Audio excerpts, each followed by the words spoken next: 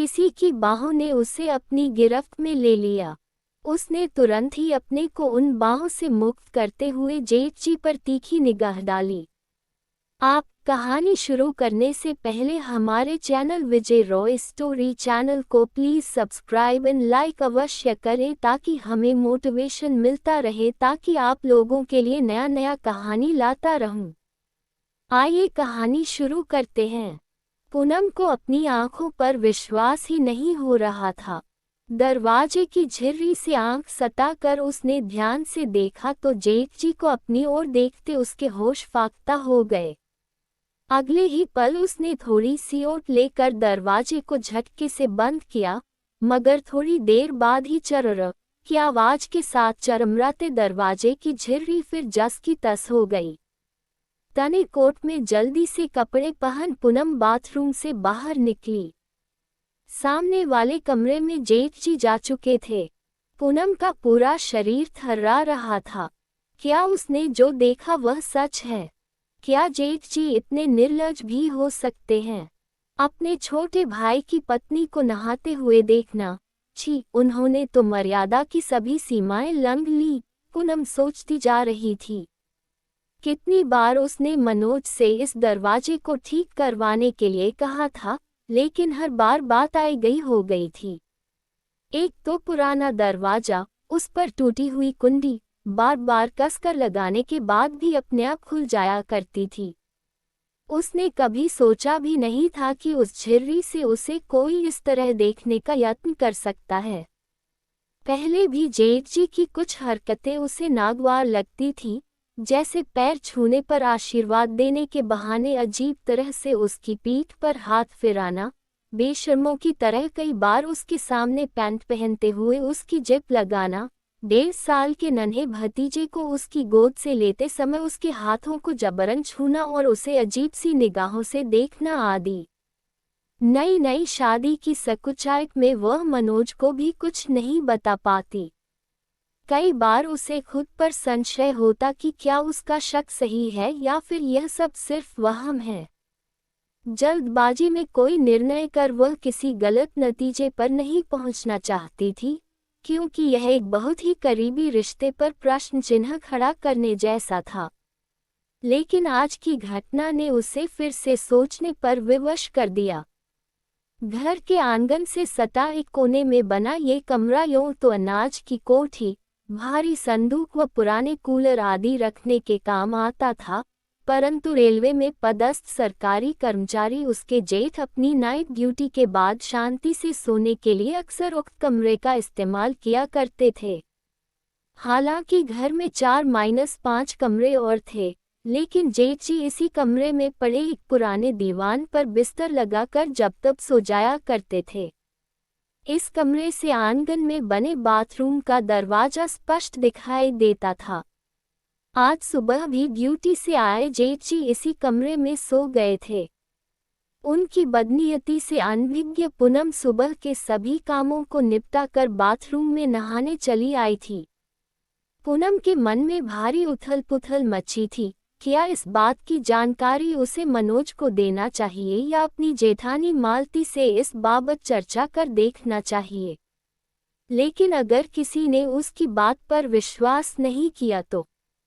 मनोज तो अपने बड़े भाई को आदर्श मानता है और भाभी, वे कितनी भली महिला हैं। अगर उन्होंने उसकी बात पर विश्वास कर भी लिया तो बेचारी यह जानकर कितनी दुखी हो जाएंगी। दोनों बच्चे तो अभी कितने छोटे हैं। नहीं नहीं, ये बात वह घर में किसी को नहीं बता सकती। अच्छा भला घर का माहौल खराब हो जाएगा। वैसे भी साल 6 महीने में मनोज की नौकरी पक्की होते ही वह यहाँ से दिल्ली उसके पास चली जाएगी। हाँ, इस बीच अगर जेठजी ने दोबारा कोई ऐसी हरकत दोहराई तो वह उन्हें मुंहतोड़ जवाब देगी। ये सोचते हुए पूनम अपने काम पर लग गई। बिहार के पटना में 3 वर्षों पहले ब्याह कर IIM पास पूनम बहुत समझदार व परिपक्व विचारों की लड़की थी। उसके पति मनोज दिल्ली में एक कंपनी में बतौर अकाउंट्स ट्रेनी काम करते थे। अभी फिलहाल कम सैलरी व नौकरी पक्की न होने के कारण पूनम ससुराल में ही रह रही थी। कुछ पुराना पर खुला खुला बड़ा सा घर किसी पुरानी हवेली की याद दिलाता सा लगता था। उसमें जेठ जेठानी और उनके 2 छोटे बच्चे, यही पूनम की ससुराल थी। यहाँ उसे वैसे कोई तकलीफ नहीं थी, बस अपने जेठ का दोगलापन पूनम को जरा खलता था। सबके सामने प्यार से बेटा बेटा कहने वाले जेठ जी जरा सी ओट मिलते ही उसके सामने कुछ अधिक ही खुलने का प्रयास करने लगते, जिससे वह बड़ी ही असहज महसूस करती। स्त्री सुलभ गुण होने के नाते अपनी देह पर पड़ती जेठ जी की नजरों में छिपी कामुकता को उसकी अंतर्दृष्टि जल्द ही भांप गई थी। एहतियातन जेठ जी से सदा ही वह एक आवश्यक दूरी बनाए रखती थी। होली आने को थी। मालती और बच्चों के साथ मस्ती और खुशियां बिखेरती पूनम जेठ जी के सामने आते ही एकदम सावधान हो जाती। उसे होली पर मनोज के घर आने का बेसब्री से इंतजार था। पिछले साल होली के वक्त वह भोपाल अपने मायके में थी, सो मनोज के साथ उसकी यह पहली होली थी। होली के 2 दिनों पहले मनोज के आ जाने से पूनम की खुशी दोगुनी हो गई। पति को रंगने के लिए उसने बच्चों के साथ मिलकर बड़े जतन से एक योजना बनाई, जिसकी भनक भी मनोज को नहीं पड़ने पाई। होली वाले दिन मोहल्ले में सुबह से ही बच्चों की धमा चौकड़ी शुरू हो गई थी। पूनम भी सुबह जल्दी उठकर भाभी के साथ घर के कामों में हाथ बंटाने लगी। जल्दी जल्दी हाथ चला पूनम, 10-11 बजे से मोहल्ले की औरतें धावा बोल देंगी। कम से कम खाना बन जाएगा तो खाने पीने की चिंता नहीं रहेगी। जेठानी की बात सुन पूनम दोगुनी फुर्ती से काम में लग गई। थोड़ी ही देर में पूरी, कचौड़ी, दही वाले आलू, मीठी सेवइयां और अरवी की सूखी सब्जी बनाकर दोनों देवरानी जेठानी फारिग हो गईं। भाभी, मैं जरा इनको देख कर आती हूँ, उठिए या नहीं? हाँ, जा, पर जरा जल्दी करना, मालती मुस्कुराते हुए बोली।